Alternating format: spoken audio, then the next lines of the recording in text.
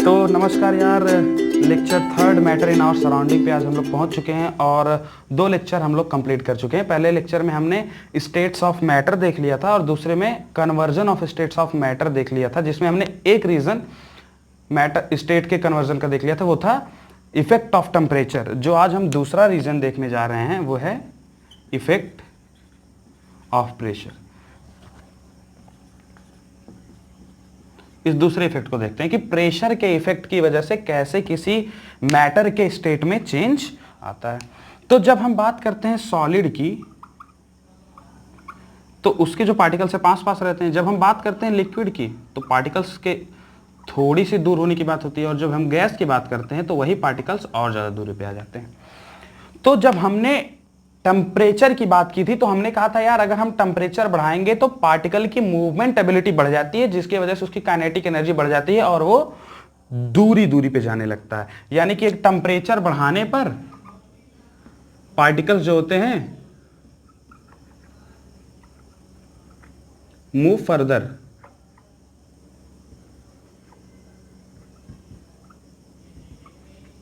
यानी कि distance increases temperature बढ़ाने पे, और टेम्परेचर घटाने पर distance between two particle decreases. ये तो टेम्परेचर बढ़ाने और घटाने की बात हो गई। क्या टेम्परेचर की इफेक्ट की वजह से कैसे पार्टिकल्स के बीच की डिस्टेंस बढ़ती है और घटती है, जो कि हमने पिछले लेक्चर में डिस्कस कर लिया था। आज के लेक्चर में हमको यही एक कंक्लूजन निकालना है प्रेशर के लिए, कि प्रेशर की वजह से कैसे जो पार्टिकल्स हैं वो दूर चले जाते हैं या तो पास आ जाते हैं। हमने पिछली क्लास में बताया था कि यार कोई भी स्टेट्स ऑफ मैटर एक दूसरे में कन्वर्ट होता है तो या तो उसके पार्टिकल्स थोड़े से दूर आ जाते हैं, या तो थोड़े से पास आ जाते हैं, या तो थोड़े से दूर चले जाते हैं। यही होता है और ज्यादा कुछ होता नहीं।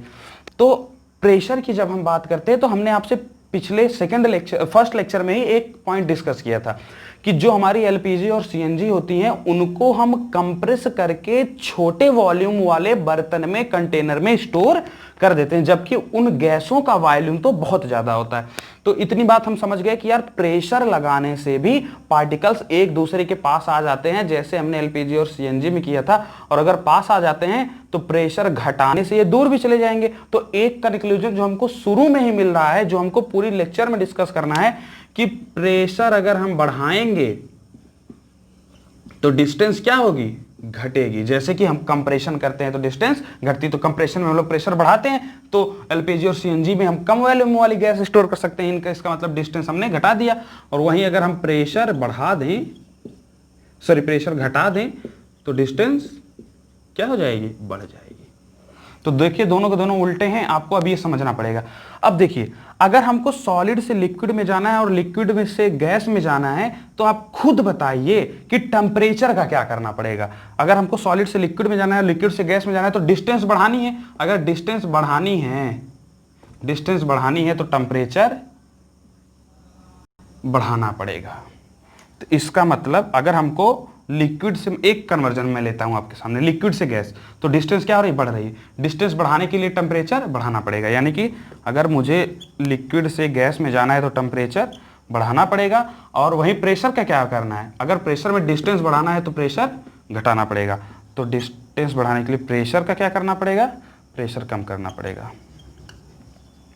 ये देखिए आपकी एनसीईआरटी ने बहुत ही शानदार लाइन एक लिखी है। उस लाइन का वो लाइन है कि if we have to convert liquid into solid then reduce the pressure and increase the temperature, the conversion will be done. तो ये केवल इसी के लिए वैलिड नहीं है, आप सॉलिड से भी लिक्विड में जाओ तो भी यही आएगा, और लिक्विड से गैस में जाओ तो ये रीजन है ही। और अगर उल्टा आने की हम बात कर रहे हैं तो हम पार्टिकल्स के बीच के डिस्टेंस घटाने की बात कर रहे हैं। तो डिस्टेंस अगर हम घटाने की बात कर रहे हैं तो टेम्परेचर कम करना पड़ेगा। तो दूसरे केस में जब डिस्टेंस बढ़ानी थी तो हम ये किए, अब हमको डिस्टेंस अगर घटानी है, यानी कि हमको गैस से लिक्विड और लिक्विड से सॉलिड में आना है तो डिस्टेंस घटानी है। डिस्टेंस घटाने के लिए टेम्परेचर कम करिए, एंड जो प्रेशर है प्रेशर बढ़ाइए ताकि डिस्टेंस कम हो जाए। ये बहुत अच्छी लाइनें हमने सीख ली कि यार अगर हमको डिस्टेंस घटानी है तो टेम्परेचर घटाना पड़ेगा और प्रेशर बढ़ाना पड़ेगा, और अगर डिस्टेंस बढ़ानी है तो टेम्परेचर बढ़ाना पड़ेगा और प्रेशर घटाना पड़ेगा। ये बहुत अच्छी अच्छी पॉइंट्स हम इसमें क्लियर कर चुके हैं। अब एक बात आपकी एनसीईआरटी और लिखती है कि यार ड्राई आइस के बारे में। व्हाट इज ड्राई आइस, मैं आपको समझाता हूँ। ये इफेक्ट ऑफ प्रेशर हम लोग समझ रहे हैं, उसमें एक चीज आपकी एनसीईआरटी ने बहुत अच्छी लिखी है, वो है ड्राई आइस के बारे में। ड्राई आइस, ड्राई आइस क्या होती है? अच्छा, ड्राई आइस जानने से पहले एक चीज आपको बताता हूं। जो गैस के पार्टिकल्स होते हैं वो हम जानते होंगे कि वो बहुत दूर दूर होते हैं। अगर मैं आपसे कहता हूं कि गैस को कन्वर्ट करना है हमको सॉलिड में, तो इन्हीं पार्टिकल्स को बहुत पास लाना पड़ेगा। अब एक बात जो मैंने आपको बताई थी अभी कि अगर पार्टिकल्स को पास लाना है तो कंप्रेस करिए, यानी कि प्रेशर बढ़ाइए, और कूल कर दीजिए, यानी कि टेम्परेचर घटाइए। ये तो हमको पास लाने की कंडीशन हो गई। यानी कि अगर मैं किसी गैस को सॉलिड में कन्वर्ट करने की बात कर रहा हूं तो मुझको ह्यूज प्रेशर देना पड़ेगा। और जो ड्राई आइस की बात हम करते हैं वो होती कुछ नहीं है, केवल CO2 को, CO2 गैस को ह्यूज प्रेशर दे दिया जाता है, तो जो CO2 गैस होती है अपनी, वो कन्वर्ट हो जाती है CO2 सॉलिड में। CO2 gas converted into CO2 solid. This conversion leads to formation of CO2 solid which is known as dry ice। तो ड्राई आइस और कुछ नहीं है, ह्यूज प्रेशर पर जो सॉलिड CO2 होती है उसी को हम लोग ड्राई आइस कहते हैं। बस यही मतलब है अपने सॉलिड CO2 का, और सॉलिड CO2 और ड्राई आइस और कुछ और नहीं है। और एक बात मैं आपको बताऊं, अगर आप प्रेशर को रिड्यूस कर दो, अच्छा इन्वायरमेंटल प्रेशर अपना होता है 1 atm, जैसा कि मैंने पिछले लेक्चर में आपको बताया, और ये मैंने करेक्ट भी करवाया, mmHg के जगह 1 atm करवाया। तो इन्वायरमेंटल प्रेशर 1 atm होता है। अगर मैं आपसे कहूं कि यार 1 atm पे तो अपना ये CO2 गैस होता है, यानी कि अगर CO2 सॉलिड को पाना है तो 1 atm से प्रेशर बहुत ज्यादा बढ़ाना पड़ेगा, तब ये CO2 सॉलिड हमको मिलेगी। तो CO2 सॉलिड पाने के लिए हमने प्रेशर ह्यूजली इंक्रीज कर दिया, 1 atm से बढ़ा दिया। लेकिन अगर मैं आपसे कहूं कि ये CO2 सॉलिड हमारे पास है जो कि ह्यूज प्रेशर पे है, और अगर हम प्रेशर को घटा के नॉर्मल एटमॉस्फेरिक प्रेशर यानी कि 1 atm पर ला देंगे, 1 atm से बढ़ा हुआ था प्रेशर, हम वापस उसको 1 atm पे लाएंगे, तो क्योंकि प्रेशर बढ़ाने की वजह से तो हमको सॉलिड CO2 मिला था, अगर हम वापस से नॉर्मल CO2 पाना है हमको, CO2 गैसियस, तो हम प्रेशर कम कर दें। यानी कि अगर हम नॉर्मल एटमॉस्फेरिक प्रेशर पे बात करेंगे तो हमको CO2 solid will get converted into CO2 gaseous. इसी को तो हम लोग सब्लिमेशन कहते हैं, जिसको हम लोग पिछले लेक्चर में टेम्परेचर के इफेक्ट से देखे थे। कैम्फर वाले केस में, कपूर वाले केस में सब्लिमेशन हमने देखा था टेम्परेचर का इफेक्ट, और हमने सॉलिड CO2 से गैसियस CO2 में कन्वर्जन देख लिया, सॉलिड CO2 से गैसियस CO2 में कन्वर्जन देख लिया प्रेशर के इफेक्ट से। इतनी बात हमको इसमें समझ में आ जाती है यार कि ड्राई आइस क्या होती है, सॉलिड CO2 क्या होती है, इफेक्ट ऑफ प्रेशर क्या होता है, कैसे ये प्रेशर के इफेक्ट की वजह से कैसे पार्टिकल्स एक दूसरे के पास या तो एक दूसरे से दूर आ जाते हैं। आइए अब कुछ कन्वर्जेंस पढ़ लेते हैं कि यार सॉलिड में लिक्विड कन्वर्ट होने को क्या बोलते हैं, लिक्विड में सॉलिड के कन्वर्ट होने की बात क्या है। लिक्विड है ये, यहां पे अपने सॉलिड हो गया, और यहां पे अपनी गैस के पार्टिकल्स हो गया। मैं इन तीनों में कन्वर्जन की बात कर रहा हूं। अगर मैं सॉलिड में से लिक्विड, पहले इनके पार्टिकल्स को रिप्रेजेंट में कर दूं, सॉलिड के पार्टिकल्स पास पास, लिक्विड के पार्टिकल थोड़े से दूर, और गैस के पार्टिकल बहुत ज्यादा दूर। तो सॉलिड से लिक्विड की जाने की बात कर रहा हूं तो मैं पार्टिकल्स को दूर जाने की बात कर रहा हूं। अगर पार्टिकल्स दूर जाएंगे, दूर जाना है तो प्रेशर घटा दीजिए, टेम्परेचर बढ़ा दीजिए। इस प्रोसेस को हम लोग एक नाम दे चुके हैं सेकेंड लेक्चर में, जिसको हम लोगों ने नाम दिया था फ्यूजन। आइए जी आइए। और वहीं अगर हम लिक्विड से गैस में कन्वर्ट होने की बात करें तो लिक्विड में से गैस गए, फिर से हमने पार्टिकल्स के बीच के डिस्टेंस को बढ़ा दिया। अगर हमने पार्टिकल के बीच के डिस्टेंस को बढ़ा दिया तो हमने फिर से क्या काम करना पड़ेगा, टेम्परेचर बढ़ाना पड़ेगा, ताकि मूवमेंटेबिलिटी बढ़ जाए। मूवमेंटेबिलिटी बढ़ जाएगी तो पार्टिकल खुद दूरी पे चले जाए, यानी कि टेम्परेचर बढ़ाना पड़ेगा, प्रेशर घटाना पड़ेगा, और इसको ही हम लोग कहते हैं वेपराइजेशन।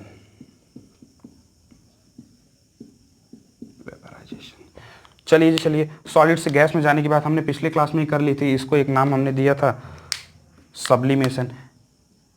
सब्लिमेशन यहाँ पे भी देखने वाली बात यही है कि पार्टिकल्स के बीच की दूरी बढ़ गई है। अगर पार्टिकल्स के बीच की दूरी बढ़ गई है, डिस्टेंस बढ़ गई है, तो फिर से हमारा क्या कंडीशन रहेगा सॉलिड से सीधे गैस में कन्वर्जन का, कि टेम्परेचर बढ़ा दीजिए और प्रेशर घटा दीजिए। चलिए, ये तो हमारे दूर पार्टिकल्स को दूर जाने वाली बात आ गई, डिस्टेंस पे जाने वाली बात आ गई, जिसमें हम लोग टेम्परेचर बढ़ाते हैं और प्रेशर को घटाते हैं। और अगर हमको डिस्टेंस कम करनी हो, डिस्टेंस बढ़ाने के लिए हमने टेम्परेचर बढ़ा दिया, प्रेशर घटा दिया, अगर हमको डिस्टेंस कम करनी है तो हमको क्या करना पड़ेगा वो देख लेते हैं। डिस्टेंस हमको कम करनी है, यानी कि अगर मैं लिक्विड से सॉलिड में कन्वर्जन की बात करता हूं तो हमको डिस्टेंस कम करनी है। अगर मैं लिक्विड से सॉलिड में आने की बात करता हूं तो डिस्टेंस कम करनी है। डिस्टेंस कम करनी है तो कूल कर दो, यानी कि टेम्परेचर घटा दो। और पिस्टन अगर कोई है तो उसको दबा दो, यानी कि प्रेशर को दबा दो। तो प्रेशर कम करोगे और टेम्परेचर कम करोगे और प्रेशर बढ़ा दो। इसको हम लोगों ने एक नाम दिया था जिसको कहते हैं फ्रीजिंग। इसको हमने फ्रीजिंग बोल दिया था। आइए अब हम गैस से सॉलिड में आने की बात करते हैं। फिर से हमने डिस्टेंस को कम कर दिया। अगर हमने डिस्टेंस को कम कर दिया तो हमने फिर से क्या स्टेट अचीव कर ली। डिस्टेंस कम करना है, फिर से टेम्परेचर कम करो, कूल कर दो और प्रेशर बढ़ा दो। अगर टेम्परेचर कम करोगे और प्रेशर बढ़ाओगे तो इसी को हम लोग कहते हैं डीसब्लिमेशन या फिर डिपोजिशन।